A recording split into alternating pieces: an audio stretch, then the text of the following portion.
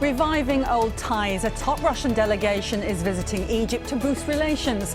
A response to the spat with the United States over the coup, or is Egypt simply diversifying its allegiances? But could Russia be a dependable ally? This is Inside Story.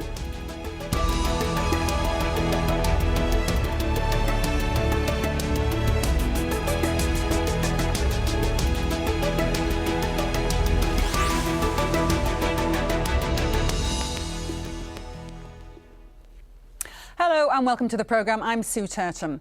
The Russians are coming. For the first time since the fall of the Soviet Union, a Russian missile cruiser has docked in Alexandria. It's being followed by a high-level delegation, including Foreign Minister Sergei Lavrov and Defence Minister Sergei Shoigu.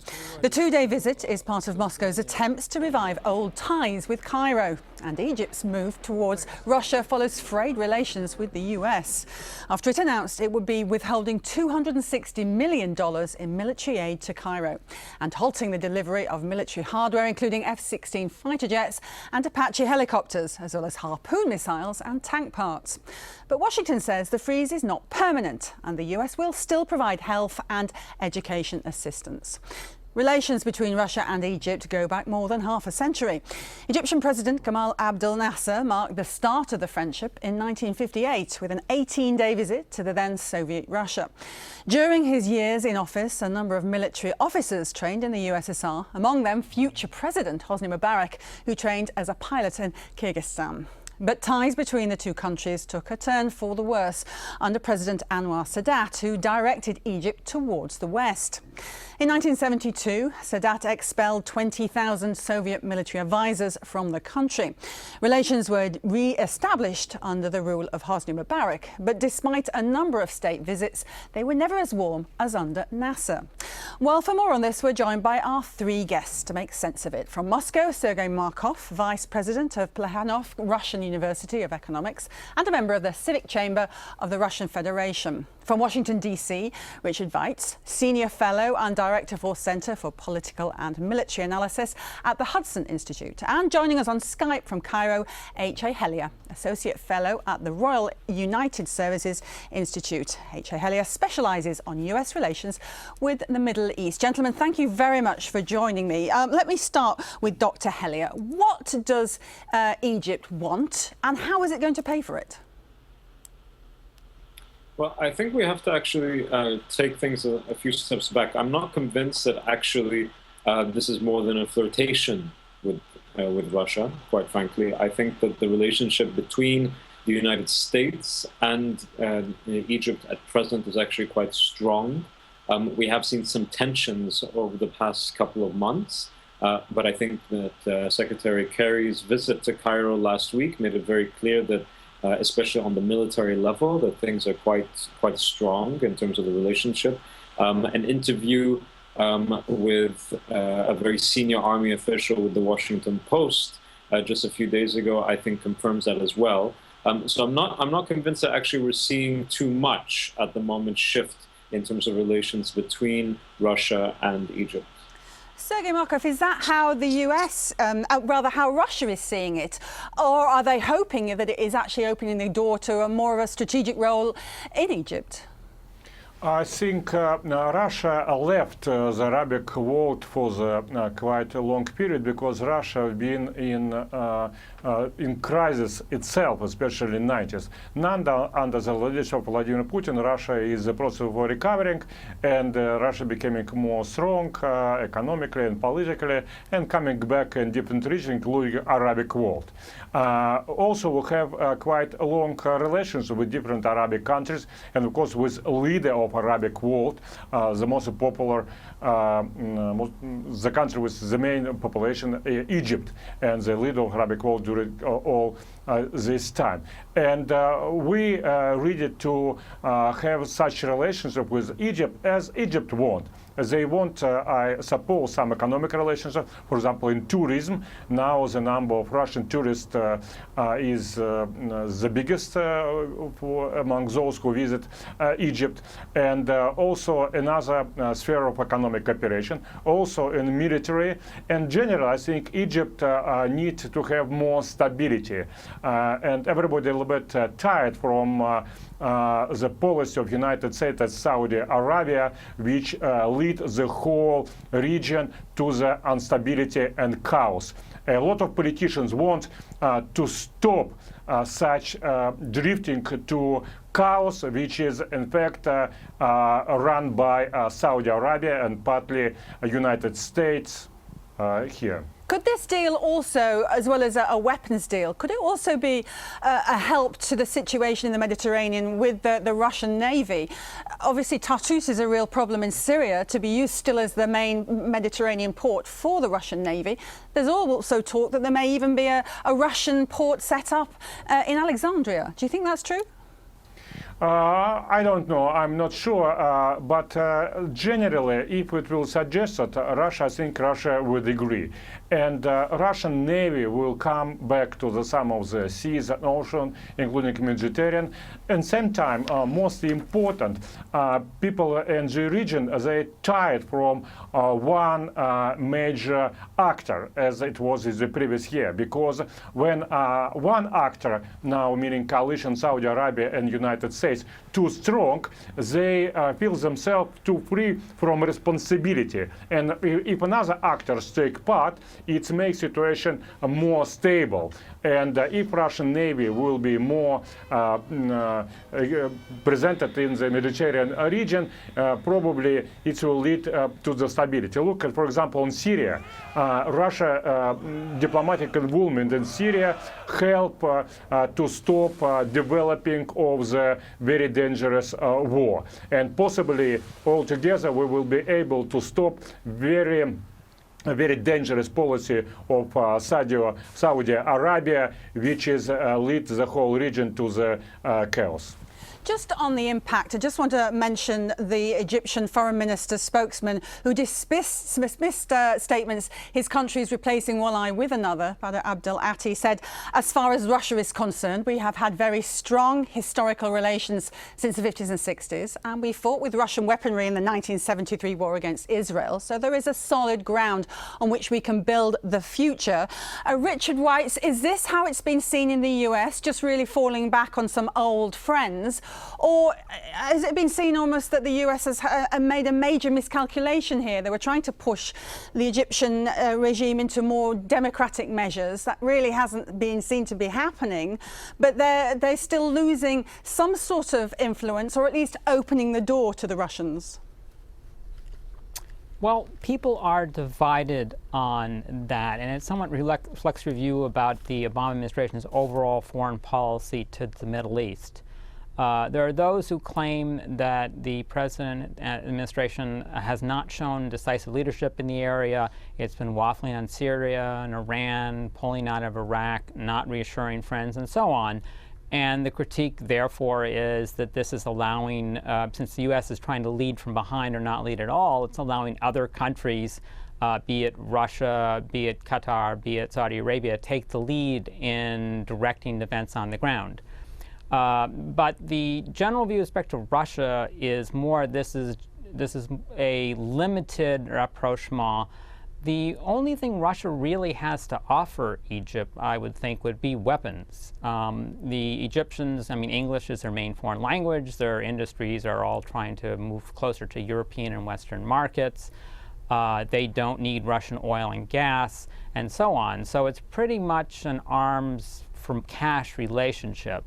And so it's limited concerns about that. More broadly, there are some people, I am not one of them, but there are some people who are concerned overall about Russia's growing influence in, for example, Syria, Iran, and other places. But on the whole, I see Russian influence in the region as important in some dimensions, but pretty much constrained in many others. I'm seeing Sergei Markov shaking his head at that suggestion. What's your reaction to that statement that Russia's influence will be limited? Of course, it's a mistake of Washington. And first of all, Russia can give some technical assistance. For example, former Russia Soviet constructed huge hydroelectronic power station, and at the same time we can build an atomic power station, and also we can help Egypt by political advice, frankly speaking. For example, not to be involved in Syria issue too much, and how to deal with different religious groups. We just finished our Russian period of chaos and anarchy, and we have a lot of experience how to do it, and maybe we can help to Egyptian people who remember us and we remember them, not to fall down to such chaos and anarchy.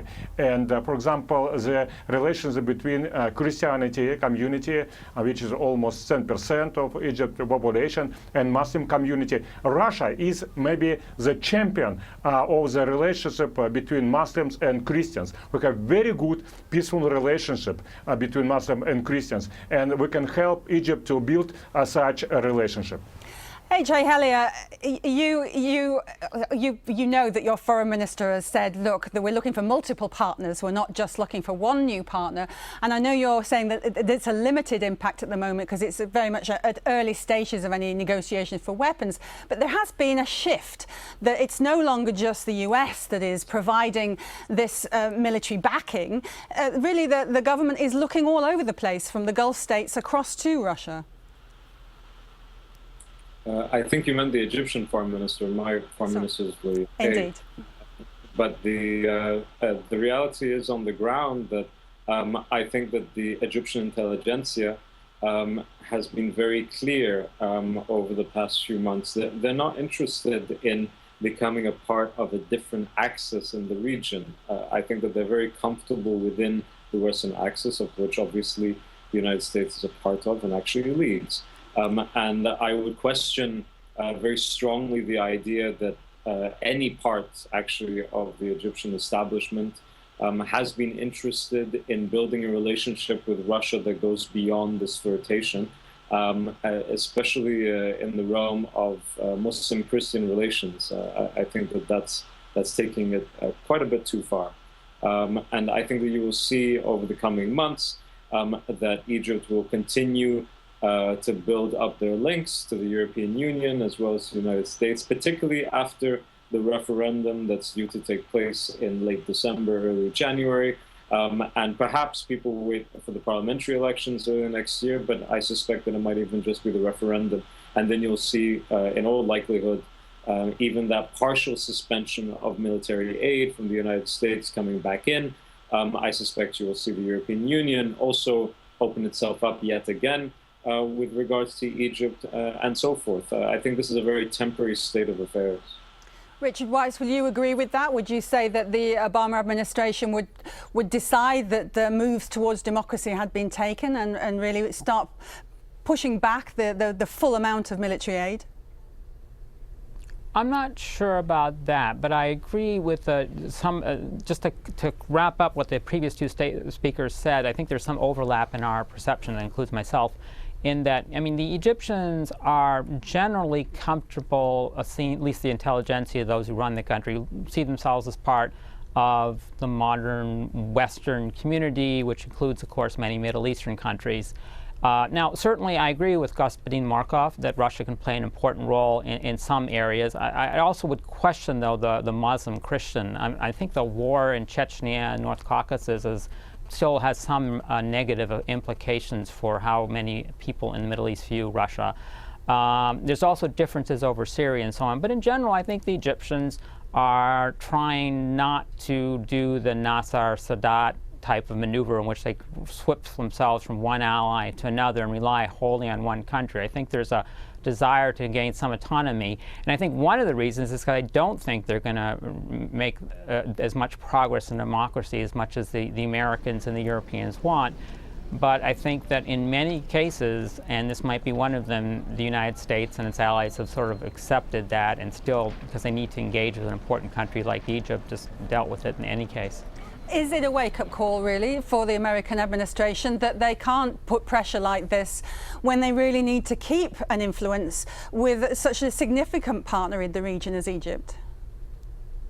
Well, this is nothing new. We've been aware of this dilemma for decades. I mean, it goes back to Iran. I mean, we had the problems with the Shah over human rights, and so there's a lot of criticism of him and so on. And we managed to contribute to his removal, and there was some rejoicing. We ended up with a regime which is arguably worse. And there's now the fear in Syria that we're sort of going to repeat this process, and we're going to end up overthrowing an authoritarian government and maybe end up with a more democratic regime. But we could also end up with an al-Qaeda terrorist state, and it could be very worse. So there's no easy answer. The United States has a number of values it's trying to promote in the region. Democratization, liberty is one of them. So is peace with Israel, retaining influence with respect to Russia and China, retaining access to energy, and there's a whole bunch of them. And so democratization and human rights will rise or fall in importance, but I would argue that there's no American foreign policy period when that's been the primacy. Even during the Carter period, that was quickly walked back after Iran. H.A. Hellier, how much would this go down well with the Egyptian people, do you think? With the economy really struggling so much, for the headlines to be so much money is looking to be spent on military hardware, that's not really a vote winner. I would question that, only because the funds and the monies that would be used vis-a-vis military hardware would really be the decision of the Egyptian military. And the Egyptian military is actually incredibly popular within Egypt at present. There are obviously people who are opposed to it, not least of which are the Muslim Brotherhood. But overwhelmingly, I think the Egyptian public is actually quite supportive of the Egyptian military, despite all of the things that we've seen over the past 4 months. And if the military comes out and says, we would like, well, they won't ask, they'll simply do it. And I don't think that people are going to kick up that much of a fuss. Keeping in mind also that there's a huge infusion of capital into Egypt, particularly from the Gulf. And I think that that will increase over the next few months, not only from the Gulf, but also from the European Union and elsewhere, particularly once the referendum and parliamentary elections take place. So vote winner, I'm not so sure. And just to re-emphasize this point, the relationship between the United States and Egypt in terms of military exchanges isn't purely about, arms for money. It's about training, it's about spare parts, and it's about the broader Western access. This could not be replaced with a relationship with Russia. And I think that the Russians know that very well, and the Egyptians haven't made any secret of that. There are some parts of the Egyptian military, even today, that still contain some Russian weapons. And I think that those might be the subject of discussions today and tomorrow. But I don't think it'll go much further than that.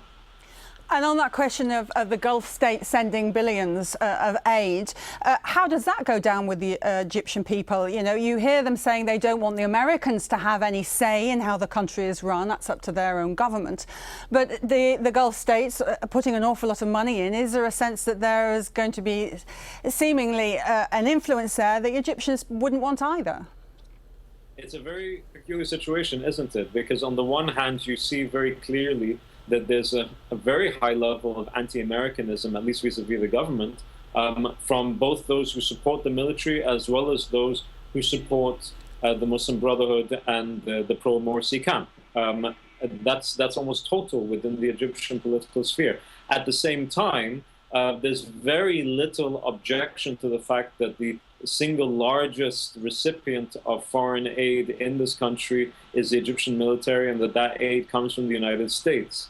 And when that aid was partially suspended, and only partially, I mean, we were talking a symbolic cut just last month, when that happened, there was a very strange reaction from within the political establishment here, where it was seen as interference to actually suspend the aid, as though it was blackmail. And the implication was that Morsi had to be reinstated and so on in order for that reinstatement, for the aid to come back. Now, that wasn't actually the case. I think that the United States has been very clear that it doesn't expect Morsi to be reinstated or anything like that.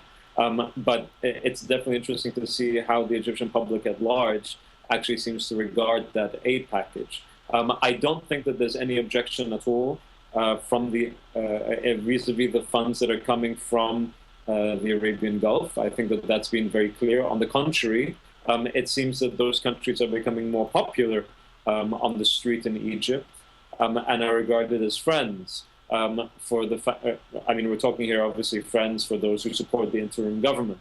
For those obviously who support the ousted President Mohamed Morsi, the situation is very different. But again, from all of the opinion polls and from all of the indications that we can see within Egypt at present, the majority supports the military-backed interim government, and it's only a minority that supports the ousted president and his movement of Muslim Brotherhood. So I think that generally speaking, those funds from the Gulf are going to be welcomed.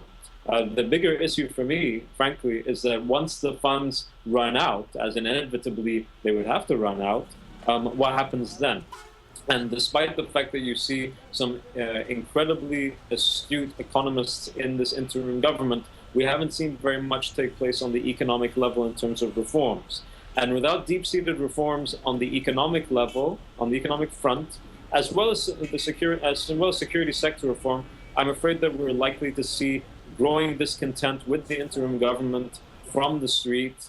And I suspect that it won't be too long before you may see wide mass protests yet again.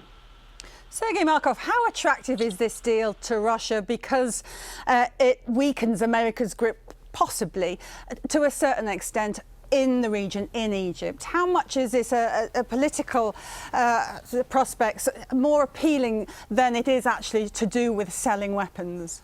I think that, first of all, for Egypt, maybe no reason to buy too much Russian weapon, because they can get such weapons free from the United States. And it's also could be partly sponsored by Gulf countries, especially by Saudi Arabia, who, as I understand, more or less support the military regime right now in Egypt. So it's not so much about a weapon. When I visit different Arabic countries, I can see that a lot of them want very much Russia to come back to the region, because they're tired to have one chief.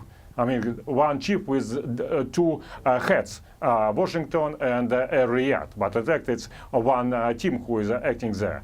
And by the way, very strange combination. Country which pretend to be leader of democracy and mostly anti-democratic country in the world, meaning Saudi Arabia. And on another hand, so we welcome to come back there as international actors. And secondly, Egypt need now combining of different Egyptian friends. And here, from this point of view, I agree with our participant from Cairo. And as I understand, different actors, United States, Russia, European Union, Saudi Arabia, and other countries should combine their efforts, but not to have competition between each other. Now Egypt needs some help for reestablishing political and social and economic stability and economic growth. And that's why we should not to come to the conflict, for example, with the United States. Russia, it's not anti-America. Russia sometimes has cooperation with the United States, for example, in Afghanistan, and now about destroying of a chemical weapon in Syria, but sometimes we are in conflict with them. Here, it's good place where Russia can have cooperation with the United States and Saudi Arabia. We're just running out of time. Just a quick question. I wanted to finish with Richard Weitz. How comfortable would the US be with carrying on with giving aid? Obviously, the Sinai Peninsula, it still gives an enormous amount of aid to hold the line there, with Russians and American aid at the same time in the same theatre of war, if you like. How careful would they be with Russia joining that play? This happens, it's not uncommon that a country will buy weapons from multiple players. Typically, it's the United States and Europe, but we've seen in case of Turkey thinking of getting weapons from China. Many countries do that. I think that given the budget crisis in Washington, there would not be great disappointment if Russia and the Gulf states and others were to continue to give Egypt the billions of dollars it needs to support its economy. And I think that the American military, again, Egyptian military, can survive if some more Russian weapons come to the Egyptian armed forces. Very grateful to all three of you for your thoughts today. Thanks to my guests Sergei Markov, Richard Weiss and H.A. Hellier. And thank you very much for joining us on this edition of Inside Story. If you want, send us your feedback. Just email your thoughts to us at insidestory@aljazeera.net. I'm Sue Turton. Thanks for watching. Goodbye for now.